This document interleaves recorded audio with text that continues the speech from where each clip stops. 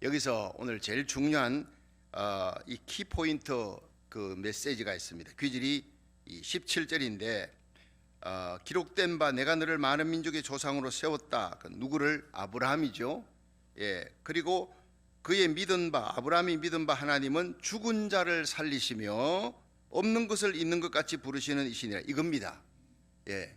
그 아브라함이 믿는 하나님을 우리가 믿어야 구원받고 아브라함과 동일한 믿음을 갖고 또 아브라함이 우리 믿음의 조상 되는 그 출애굽 속에 들어갈 수 있다.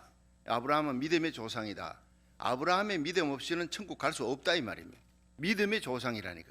그런데 우리가 이 로마서를 쓰면서 왜 이 사도 바울이 이 아브라함에 대한 얘기 4장에 들어서면서 집중적으로 나오느냐, 그 배경을 좀 설명을 하겠습니다. 그 전까지는 이 로마서를 쓰면서 인간들이 얼마나 흉악한지, 너희들은 너희들이 생각하는 것보다 훨씬 더 악한 존재다.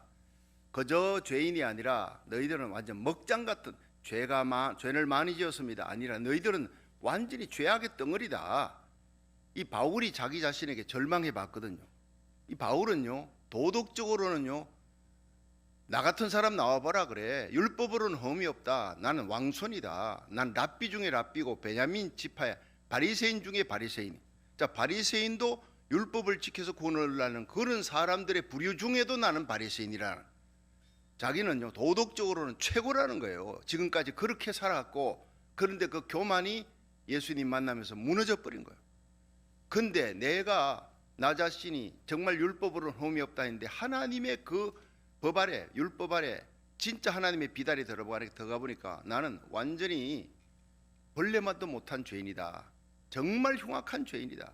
근데 너희들은 나보다도 도덕적으로 못한 너희들이 그렇게 절망을 하지 않는구나. 바로 이겁니다. 자기 자신에게 처절하게 절망하는 자에게 하나님이 그 십자가 준비한 너희가 얼마나 귀한 것인지를 이 바울이 깨달은 것을 이 로마에 전하는데, 로마 교인들이 이 말씀을 듣고 완전히 그냥 통곡이 터졌을 거예요. 무너지면서 성령의 역사가 일어나는 거예요. 여러분, 한국의 평양 장대영교회 1907년에 일어났던 그 대부흥은요, 은사의 부흥이 아닙니다. 뭐 그 방언하고 예언하고 환상 진동 이런 거 없어요. 그 부흥은 길선주 목사님의 회개와 함께, 내가 죄인입니다. 내가 도둑놈입니다. 선교사가 내게 맡겨놓은 그 돈을 내가 도둑질했습니다. 펑펑 울면서 나도 죄인입니다. 나도 죄인입니다. 하디 선교사가 보니 지옥의 뚜껑을 열어놓은 것 같더래요.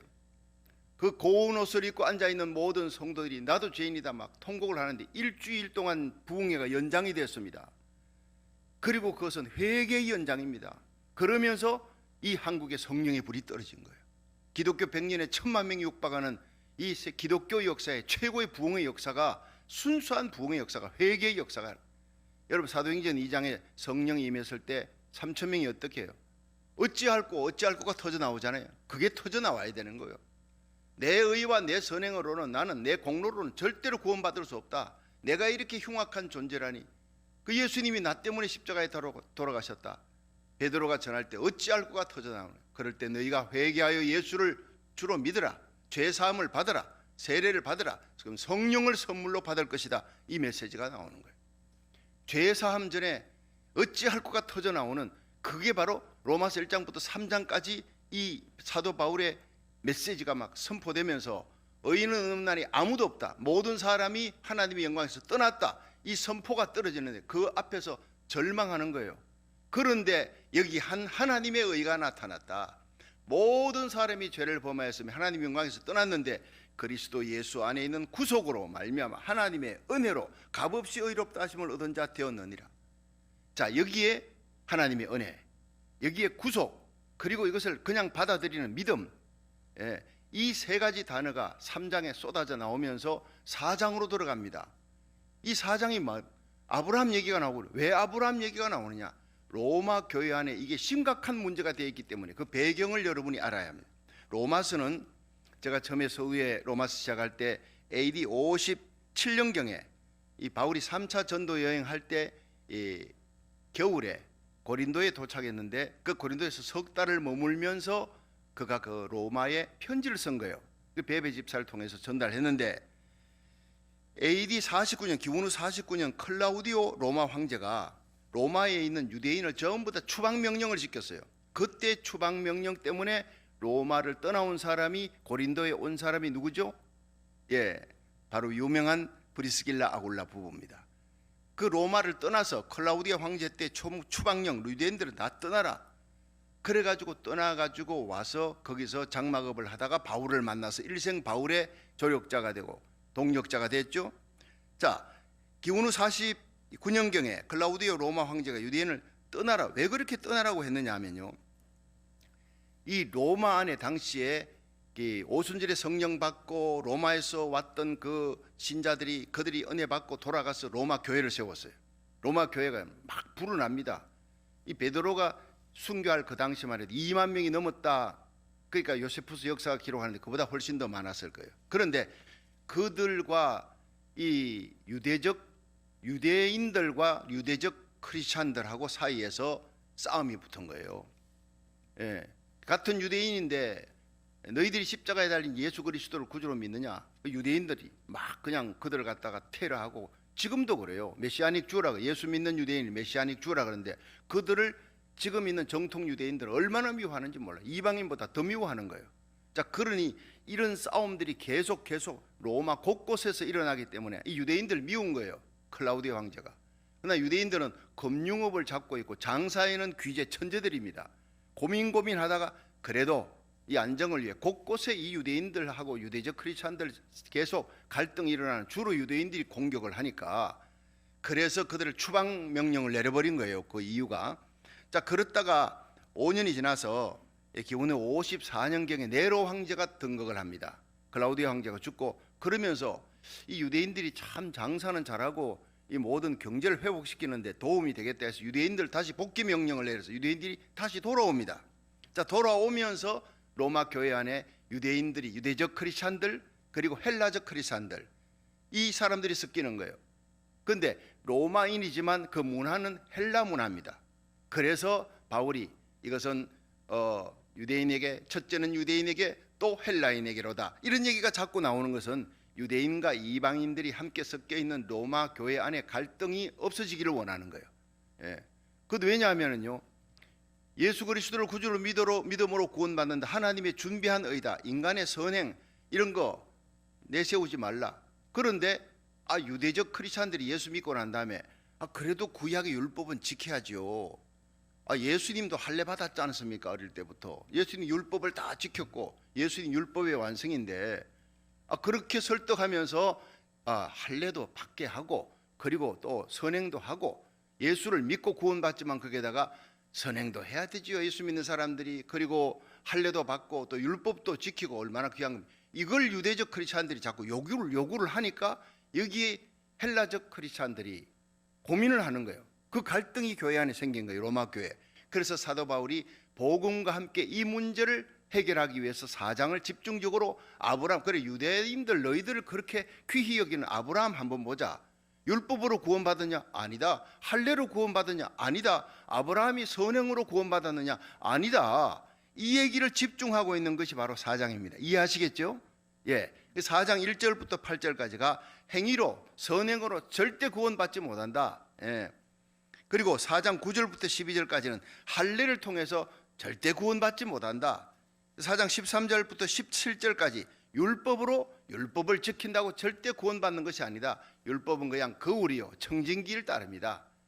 우리의 구원은 십자가 보혈, 하나님의 준비한 의밖에 없다. 거기다가 뭘 덧붙이거나 빼거나 하면 저주를 받는 것이다. 이걸 강력하게 선포하는 순수한 복음이 바로 바울에 의해서 선포되는 것입니다.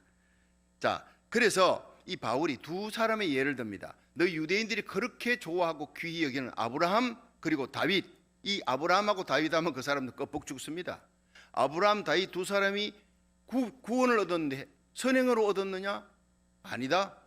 그들은 믿음으로 얻은 것이다. 할례로 얻은 것 아니다. 율법으로 얻은 것이 아니다 하면서 이렇게 말씀을 선포해 나가는 것이 바로 오늘 이 4장인데, 어제 4장 1절부터 이제 우리 3절까지 쭉 말씀을 전했는데 4절 한번 보세요. 자, 4장 4절 시작. 일하는 자에게는 그 삭을 은혜로 여기지 아니하고 빚으로 여기거니와 일을 아니할지라도 경건치 아니한 자를 의롭다 하시는 이를 믿는 자에게는 그의 믿음을 의로 여기시나니. 이게 중요한 거예요. 자, 여러분, 여기에서 일을 하지 아니한 사람, 일을 한 자는 그 삭슬 은혜로 여긴다. 여기지 아니자. 이 표현이 굉장히 어려운 표현이에요. 자, 여러분, 일한다 이게 뭡니까? 그거 막노동한다 이게 아니고 선행. 내가 선행으로 구원받겠다고 열심히 일을 했습니다. 근데 일을 했는 사람은 그 삭슬 일하는 자에게 받는 그건 내가 당연히 받아야 될 대가다. 그러니까 은혜로 여기지 않는 거예요. 감격이 없어요. 그렇죠? 내가 일했는데 일한 만큼 오늘 하루 일당 200불 받았어. 아이고 너무 감격하고 막 눈물 흘리고 이런 거 없어요. 당연히 일 안 주면은 그 데모가 일어나는 거예요. 그러니까 내가 일 열심히 선행을 해서 하나님 앞에 구원받았다. 천국 가면 감격이 있어요, 없어요? 없다는 거예요. 예. 그 삭슬 은혜로 여기지 아니하고 빚으로 여기거니와라는 말이, 이 빚이 뭐냐면요, 오파일레마라는 말인데, 오파일레마가 보상으로 여긴다 이 말이에요. 그러니까 이게요, 히브리어로 마쏴라는 건데, 이것은 채권자가 권리를 주장하는, 채권자가 내가 당신 내한테 빚졌잖아. 그러니까 빚 갚아. 그 내가 일했으면 일했는 거 내한테 보상을 줘. 그러니까 하나님이 하나님한테 열심히 선행해놓고, 하나님 내 이만큼 선행했으니까 내한테 보상으로 천국 영생 내한테 줘야 되지 않습니까? 그렇게 주장을 하는 사람이 돼버리는 거예요. 이해하시겠죠? 그러니까 일하는 자에게는 삭슬, 자기가 한 대가를 은혜로 여기지 아니하고 빚으로 보상으로 여기거니와, 이 빚을 갖다가 해석을 못하면요, 이 기절이 이해가 전혀 안 되지는 거예요. 굉장히 어려운 기절이에요. 이제 이해되시겠죠? 예, 일하는 자에게 내가 열심히 했으니까 대가를 달라. 은혜가 아니다. 예, 그리고 빚으로 여기거니와, 안 주면은 내한테 보상을 요구하는 거예요. 내한테 나를 보상하라. 채권자가 권리 주장하듯이. 그래서 이걸 내가 해석을 해봤어요. 이걸 우리말로. 선행한 자는 구원을 은혜로 여기지 아니하고 마땅히 받아야 할 보상으로 여기거니와 라는 말이 로마서 4장 4절이 되면, 제가 번역 잘했죠? 예, 제가 생각해도 잘했는 것 같아요. 이렇게 그대로 번역하면 그럼 이해가 쉽잖아요.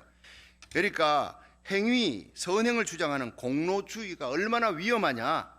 하나님 앞에 보상을 요구하는 거예요. 주장을 하는 거예요. 이거 얼마나 하나님께서 교만한 인간이야. 하나님께서 천국 문을 딱 닫아놓고 밀어내버리는 거예요. 은혜가 없어. 여러분, 천국은요, 하나님의 의, 십자가의 준비한 의, 그것에 감격하는 자들, 뜨거운 감격이 있는 자들이 들어가는 곳이 천국인 줄로 믿으시길 바랍니다. 그래서 다윗이 고백하는 것이 4장 5절부터 나온 거예요. 5절. 자, 시작.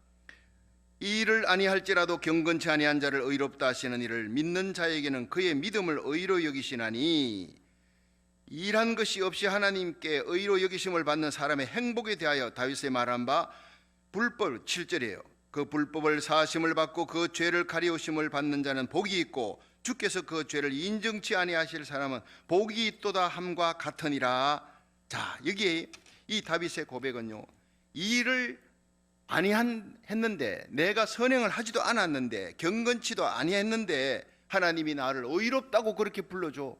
이게 칭의입니다. 이게 죄인인데 내가 하나님 앞에 선행으로 구원받을 수 없고 행위로는 내가 심판받을 자인데, 그 심판을 하나님께서 예수님에게 다 넘기시고 나에게는 예수님의 의를 뒤집어 씌워서 의롭다고 칭하는 법정적인 의입니다.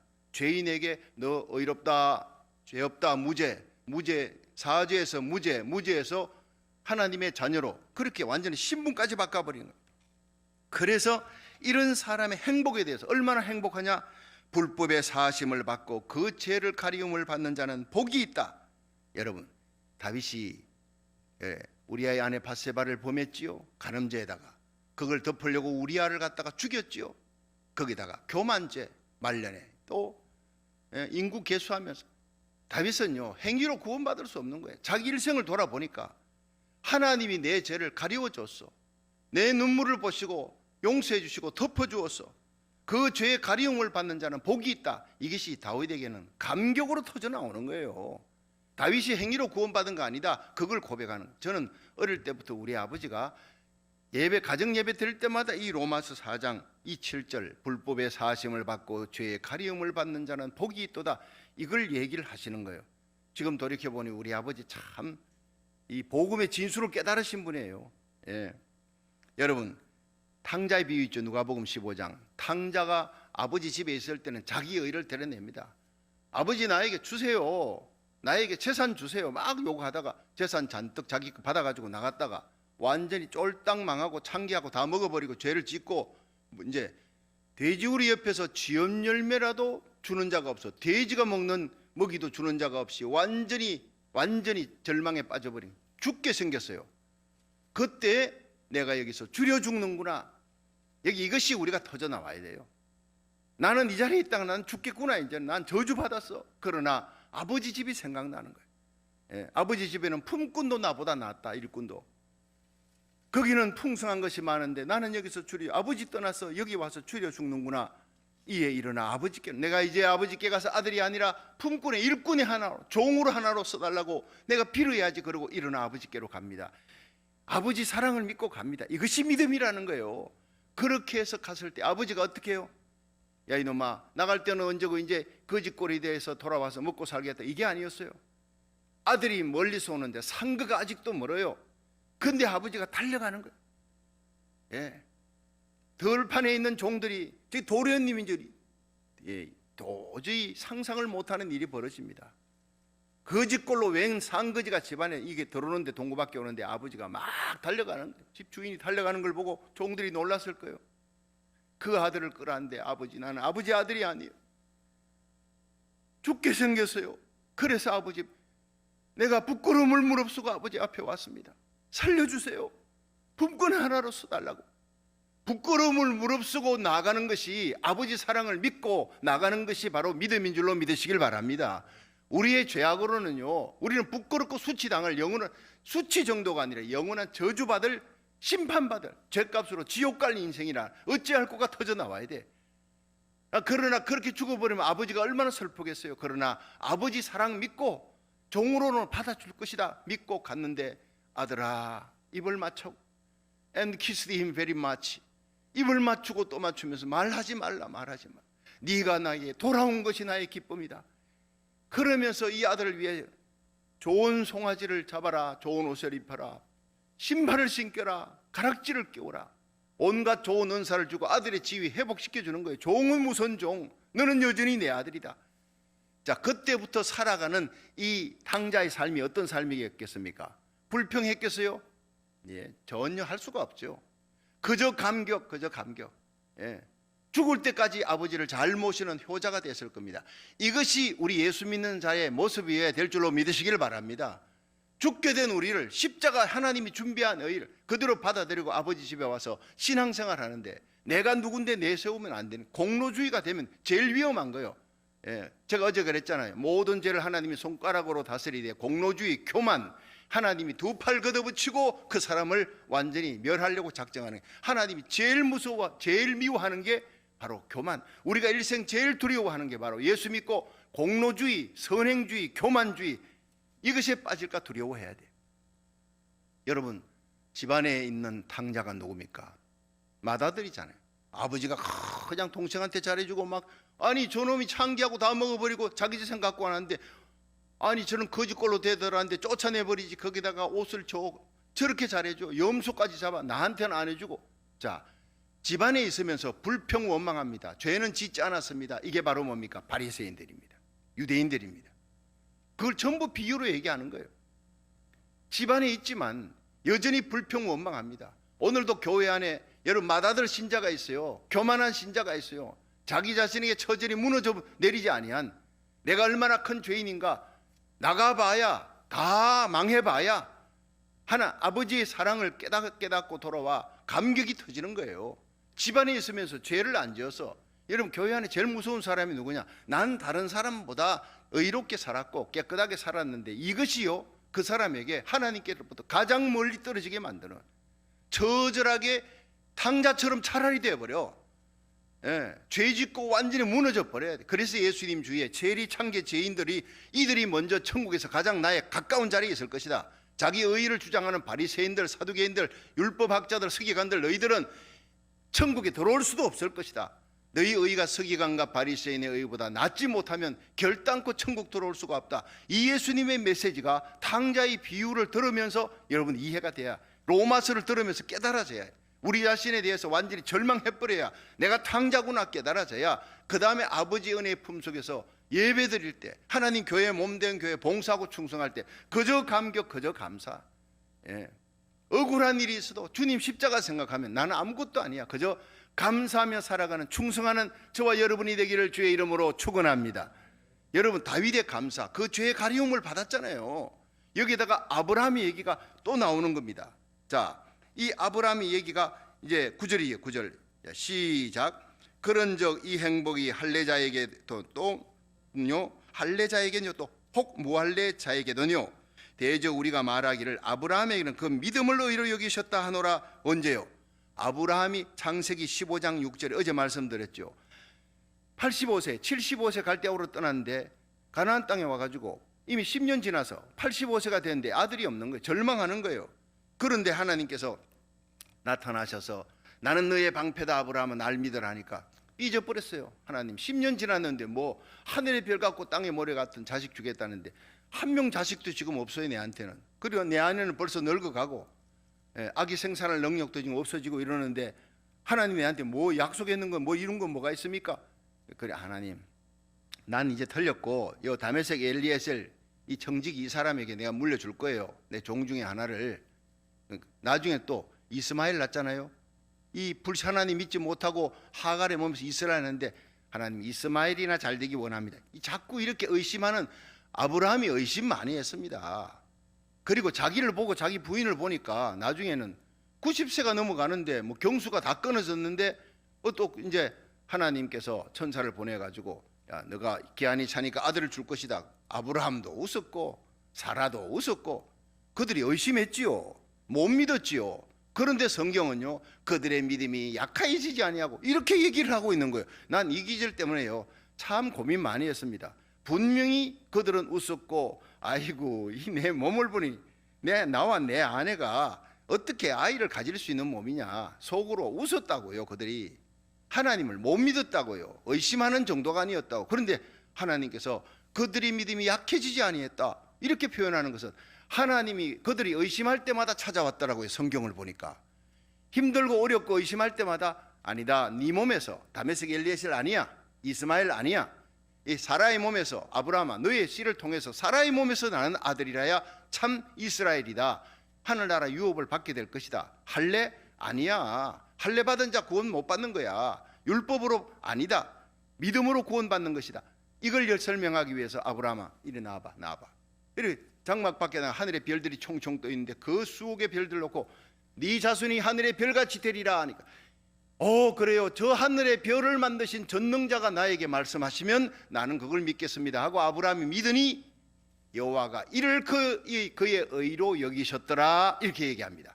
창세기 15장 6절이 굉장히 중요합니다. 그것하고 오늘 이 로마서 4장의 말씀이 바로 연결되면서 이게 퍼즐 게임이 맞춰지는 거예요. 자 보세요. 할례는 아브라함이 이제 믿음으로 의롭다함을 받았다. 창세기 15장 6절. 그 이후로부터 14년 후에 할례 받지요. 율법은 그 창세기 15장 6절 믿음으로 의롭다함을 받았다. 아브라함이 그로부터 430년 후에 애굽 땅에 갔다가 돌아와 출애굽해 가지고 시내 산에서 호렙산에서 거기서 모세를 통해서 하는 율법을 준 거예요. 그러니까 한참 후에 일어난 믿음으로 의롭다함을 받고 난 한참 후의 일이에요. 그러니까 이 믿음으로 의롭다함을 받았다 행위로 구원받느냐 안 된다는 거예요.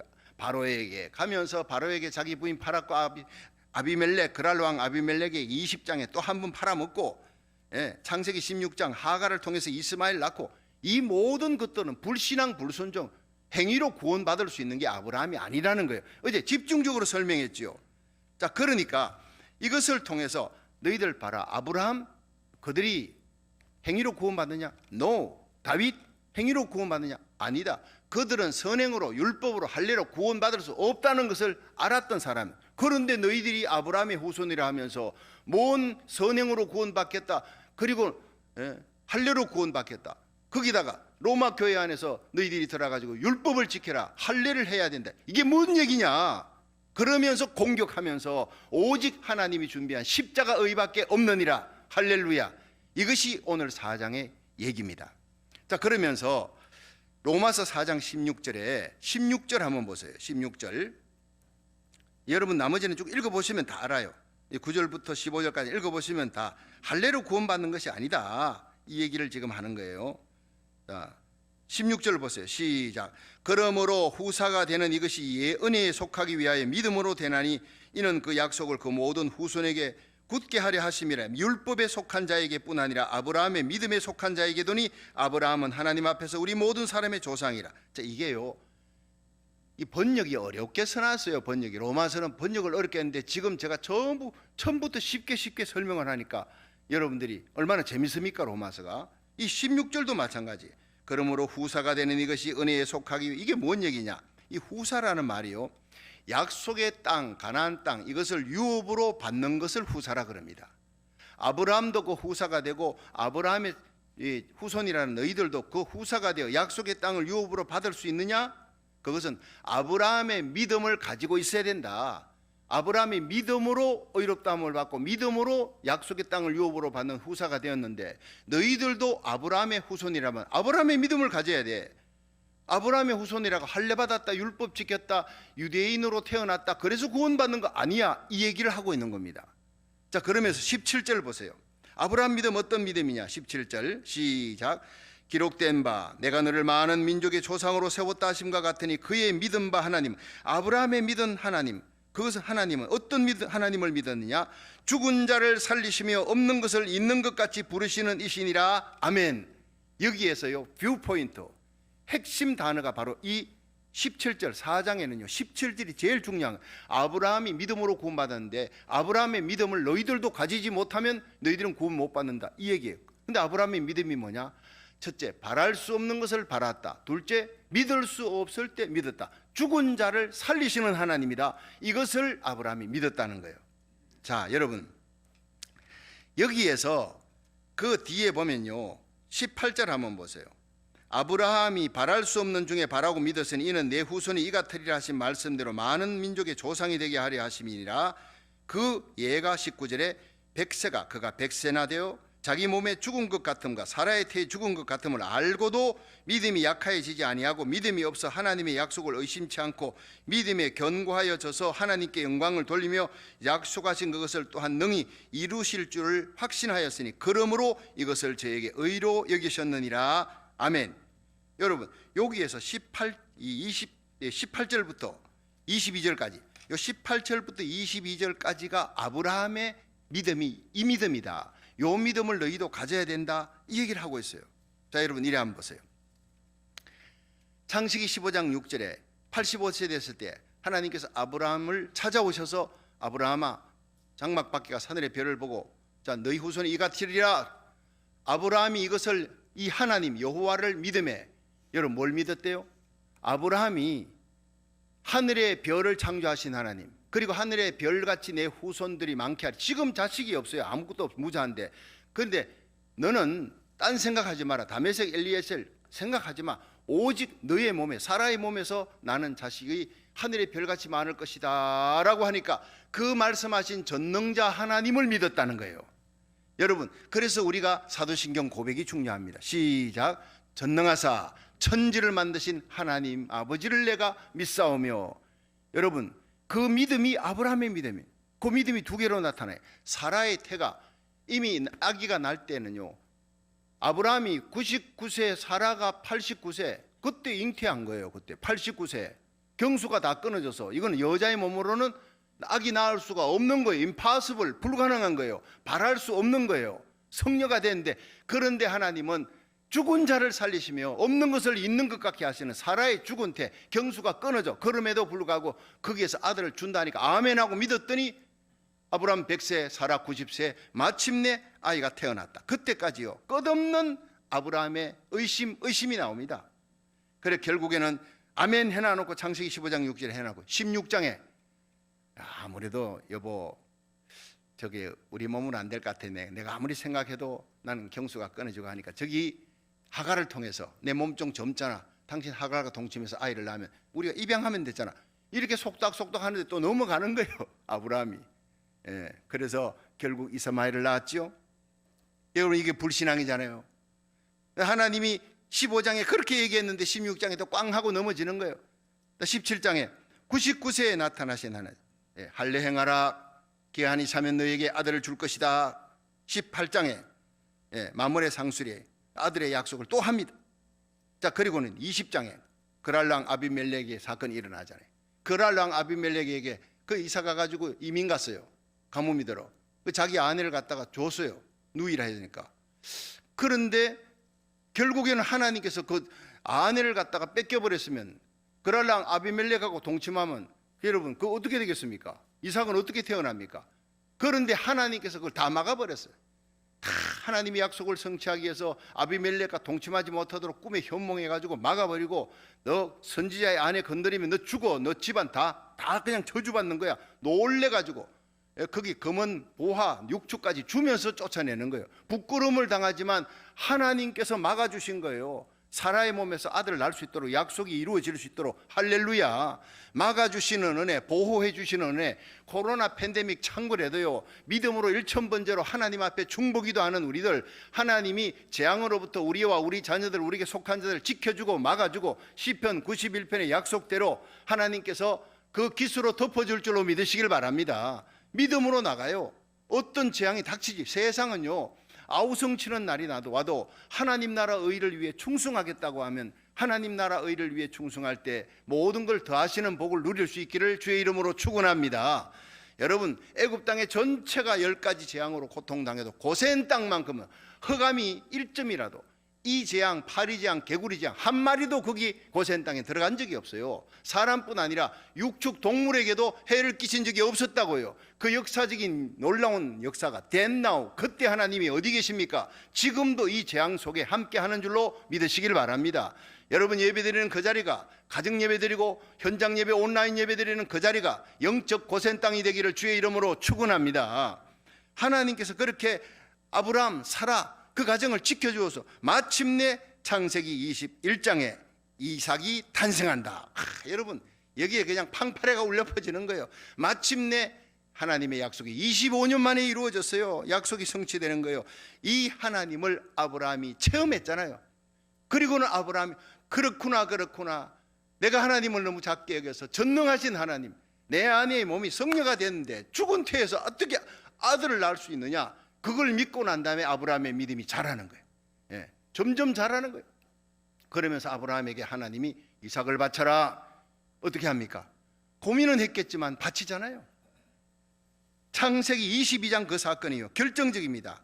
아브라함의 믿음이 부쩍 자라서 자기 아들 이삭을, 자기 생명보다 귀한 이삭을 바치는 거예요. 바칠 때에 여러분, 이 창세기 22장에 보면요, 요거는 한번 봐야 돼요. 창세기 22장을 한번 보세요. 그 퀴즈를 한번 봐야 이게 일단은 해석이 되니까. 창세기 22장 보세요.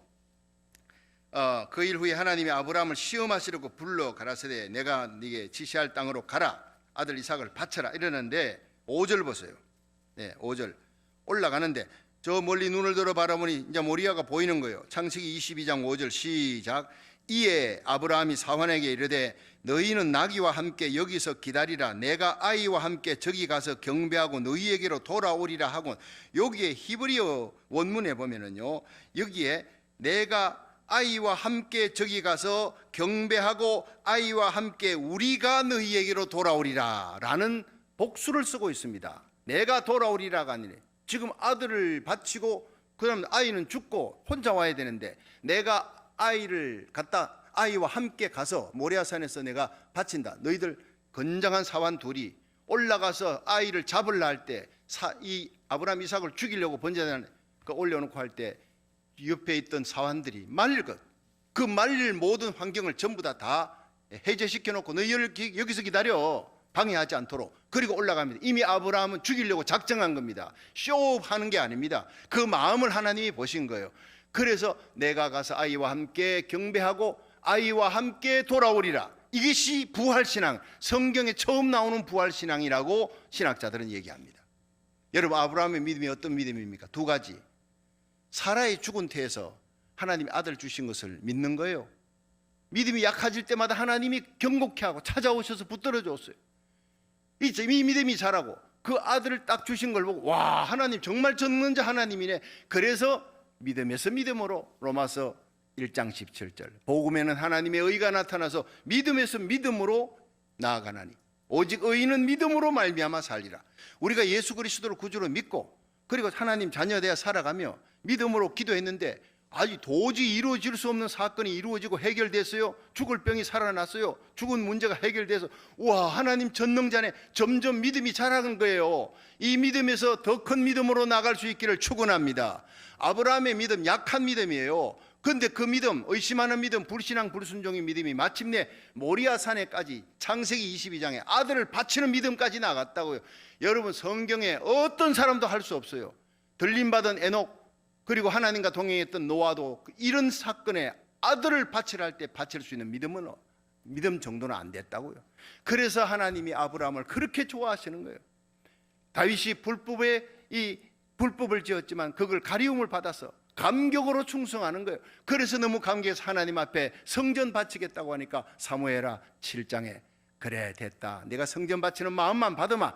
그러면서 나단 선지자를 통해서 너의 후손에서 메시아가 날 것이다. 너의 집이 영원히 경고케 할 것이다. 그의 위가 영원히 경고케 하리라. 이 다윗의 후손에 메시아가 날 것을 약속하고 창세기 22장에 아브라함에게 이삭을 바치려고 할 때 하나님이 됐다, 이제 네 손을 거두어라. 이제 내가 너의 사랑함과 경외함을 내가 받았다. 너의 믿음을 받았다. 그리고는 너의 후손에서 천하만민이 복을 얻는 시드, 너의 후손에서 천하만민이 구원 얻는 메시아가 날 것이다. 이 사건으로 말미암아 아브라함이 복의 근원이 되고 믿음의 조상이 되고 마태복음 1장에 아브라함과 다윗의 자손 예수 그리스도의 세계라 이렇게 나오는 거예요. 성경을 보면 이게 제일 중요한 핵심입니다.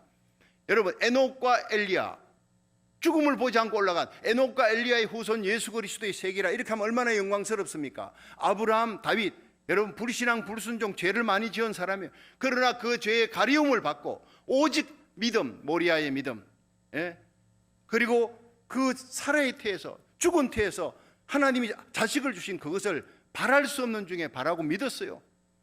없는 것을 있는 것 같게 하시는 하나님, 죽은 자를 살리시는 하나님, 이 세 가지 문장을 쓰는데 이 믿음이 아브라함에게 있었다. 그래서 하나님이 아브라함을 구원하고 이 믿음을 가진 모든 유대인들, 이 믿음을 가진 이방인들, 이 믿음을 가진 그리스도인들이라야 구원을 받는다 하는 얘기가 그 뒤에 나오는 거예요. 이것이 오늘 말씀의 핵심입니다. 자, 보십시오. 23절 시작. 저에게 의로 여기셨다 기록된 것은 아브라함만 위한 것이 아니요 의로 여기심을 받을 우리도 위함이니 곧 예수 우리 주를 죽은 자 가운데서 살리신 이를 믿는 자니라. 이 기가 막힌 중요한 이 기표 포인트가 나오는 거예요. 이게 핵심입니다. 이게 25절 예수는 우리 범죄함을 위하여 내어줌이 되고 또한 우리를 의롭다 하심을 위하여 살아나셨느니라. 아멘. 이러면서 말씀이 끝나는 거예요. 이게 아브라함에게도냐? 아니라는 거예요. 여러분, 아브라함 선행으로 구원받는 거 아니에요. 아브라함 할례가 아니에요. 율법 아니다. 그럼 뭡니까? 믿음이다. 그 믿음이 뭐냐? 바랄 수 없는 중에 바랐어. 믿을 수 없는 중에 믿었어. 사라의 태 90이 돼 가는데 하나님이 아들 주시는 것을 약해질 때마다 하나님이 그 믿음을 경고해서 어쨌든 믿으니까 하나님이 그 믿음 견고해졌다, 의심치 않고 약해지지 않고 믿음이 견고해졌다라는 표현을 쓰는데 그 20절에 쓰는 이걸 보면 눈물이 납니다. 믿음이 약해질 때마다 하나님이 찾아와서 붙들어주고 세워주고 해놓고는 나중에는 야, 이거 아브라함이 믿음이 좋아서 이런 거야 라고 칭찬은 아브라함에게 해주신 거예요. 우리도 똑같습니다. 허물, 예수 믿고 착한 일 하는 것보다 죄 지은 것 더 많습니다. 그러나 우리가 지은 죄를 예수의 피로 용서해달라고 회개하면 다 덮어버리고 딜리트, 지워버리고 기억도 아니하시고, 그리고는 우리가 조그마한 선행만 하나님 몸된 교회를 위해 1000번째, 하나님이 우리의 1000번째를 하나님이 결코 잊지 아니하실 겁니다. 우리의 눈물의 기도를 결코 잊지 않을 겁니다. 많은 사람들이 지금 교회 오기를 꺼려하고 힘들어하고 그럼 목숨 걸고 나오는 거예요. 현장 예배, 새벽 예배, 온라인 예배 일어나, 저녁 예배 일어나서 하나님 앞에 나라 민족을 위해 기도합니다. 그 눈물의 기도, 저와 여러분의 기도가 히스기야의 기도, 여러분 아브라함의 기도처럼, 다니엘처럼, 그리고 예수님처럼 통곡하는 눈물의 기도, 중보기도, 사무엘 같은 기도, 예레미야 같은 기도로 뜨거운 가슴으로 빚진 자의 마음으로 하나님 앞에 우리 고국을 위해, 미국을 위해, 우리 자녀들을 위해, 여러분 우리에게 속한 자를 위해 기도할 때 하나님이 가장 기뻐하는 예배가 될 줄로 믿으시기 바랍니다. 하나님이 이 귀한 일을 이것으로 우리는 구원받으려고 하는 게 아니에요. 구원받은 하나님의 백성으로 우리가 이때 살면서 어떻게 살아야 되겠습니까? 하나님이여, 내가 이 새벽기도 바칩니다. 우리 눈물의 기도, 중보기도 바칩니다. 하나님, 내게 속한 자들, 우리 고국 땅 미국을 살려주시고 마지막 때 시대적 사명을 감당할 때 우리 교회 쓰임받게 하여 주옵소서 기도하시기를 축원합니다. 다 하늘의 상급으로 쌓이는 거예요. 모두 하늘의 상급으로, 그런 믿음으로 구원받고 행함으로 상급받는 거예요. 예, 행함으로 구원받는 게 아니에요. 믿음으로 구원받는 거. 한번 따라 합시다. 다시 한번. 믿음으로 구원받고 행함으로 상급받습니다. 그러니까 그 믿음이 뭐냐? 바랄 수 없는 중에 바랐다. 아브라함 사라 사건. 그리고 죽은 자를 살리시는 하나님. 이삭을 바칠 때 아브라함은 이미 바쳤어. 내가 가서 이삭을 바칠 것이다. 그리고 다시 돌아온다. 이삭과 함께 뭐냐? 나는 죽여도 하나님이 살려줄 것이야. 하나님이 약속했던 아들 이삭인데 그 이삭을 하나님이 내가 약속대로 죽여도 하나님은 분명히 살려준다는 그 부활의 믿음을 아브라함이 믿고 이삭을 데리고 사환들은 내려놓고 두라고 올라가서 칼을 든 거예요. 이것이 바로 부활신앙입니다. 여러분, 없는 것을 있는 것 같게, 그리고 바랄 수 없는 중에 바랐던 아브라함의 믿음, 그리고 부활신앙이 아브라함에게도냐? 아니라 너희들도 마찬가지라는 거예요. 이 믿음 없으면 천국 못 간다는 거예요. 그러면서 23절에 저에게 의로 여기셨다 기록된 것은 아브라함만 위한 것이 아니요 의로 여기심을 받을 우리도 위함이니, 누구를? 예수 우리 주를 죽은 자 가운데 살리신 이를 믿는 자니라. 여러분, 예수님을 나의 구주로 받아들입니다. 내가 죄인이고 예수님의 그 십자가 사랑, 그 의, 하나님이 준비한 의를 눈물로 받아들이며 회개하고 믿고, 자, 그런데 예수님이 3일 만에 살아나셨다는 것을 믿지 아니하면 여러분, 아브라함의 믿음이 아닌 거예요. 예수 우리 주를 3일 만에 하나님이 살리셨다. 누가? 전능자 하나님이니까. 예수님은 죄가 없으시니까 우리 죄를 위한 대속의 죽음으로 이 땅에 오신 분이고, 그 예수님이 우리 죄를 위해 죽으셨습니다. 요것만 믿어가 되는 게 아니라 그 예수님이 우리 죄 때문이라는 그 확실한 증거가 바로 3일 만에 죽음에서 살아나셨다. 죄 없으신 예수님이 믿으시면 거기 아멘 하십시오. 이 믿음 없으면 구원 못 받는다는 거예요. 아브라함의 의가 아니고 후사, 천국의 후사가 아니에요. 너희들 후사는 이 땅의 가나안이 아니다. 천국, 영원한 생명, 영원한 천국의 후사가 되는 이 놀라운 축복은 아브라함의 믿음을 함께 가져야 되는데, 이것이 예수 우리 주를 죽은 자 가운데 살리신 이를 믿는 자니라. 그런 마지막으로 예수님은 어떤 분이시냐? 우리의 죄를 위해, 예수는 우리 범죄함을 위해 내어줌이 되고 십자가 달리되 우리의 의를 위해 살아나셨느니라.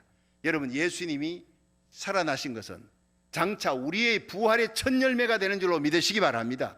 예수님 십자가 나의 십자가, 예수님의 부활 나의 부활, 예수님의 영광 나의 영광, 예수님이 하늘과 땅의 모든 권세를 쥐고 계신 그 영광이 곧 장차 우리의 영광이 될 줄로 믿으시기 바랍니다. 그냥 구원 정도가 아니라고요.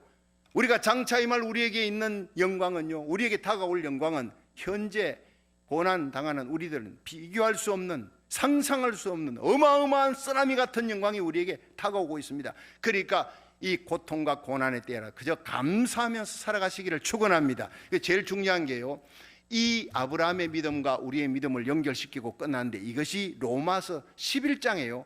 돌감람나무 얘기가 나와요. 여러분 아시죠?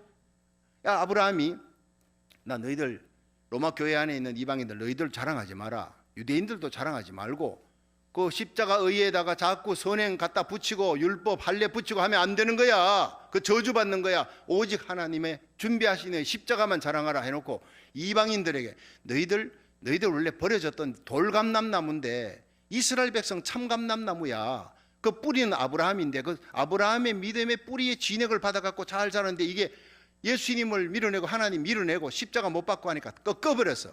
그 가지가 꺾어버렸는데 거기다가 돌감람나무, 저주받은 너희들, 구원받지 못할 너희들을 딱 갖다 접붙여, 이렇게 또 접붙여 놨는데, 그 돌감람나무를 참감람나무에다 접붙이는 것은 원예학적으로는 잘 안 맞는데요.